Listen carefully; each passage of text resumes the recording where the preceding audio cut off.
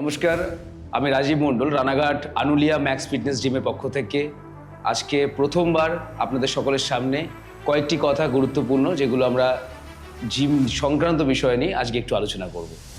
এই ইকুইপমেন্টটা হচ্ছে ট্রেডমিল, যেটা মেজরিটি লোকজনই এটা শুধুমাত্র ফ্যাট লসের জন্য ইউজ করে, ওয়াকিং এবং রানিংয়ের জন্য। এটা লেগ প্রেস মেশিন, লেগ স্ট্রেনের ক্ষেত্রে এটা ইউজ করা হয়।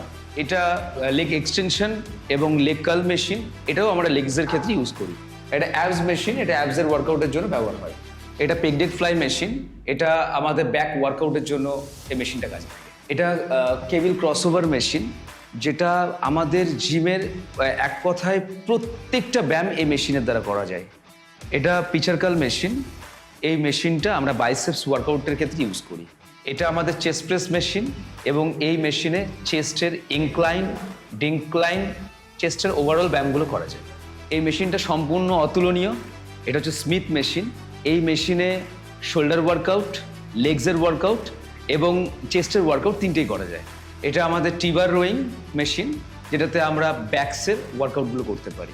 এটা আমাদের বারবেল র্যাক, এখানে আমাদের জিমের টোটাল বারবেল সেটগুলো থাকে এবং এগুলো এলোমেলেও থাকে না। এখানে আমাদের 2.5 কেজি বারবেল থেকে আমাদের আপ টু 25 কেজি বারবেল আমরা এখানে রেখেছি।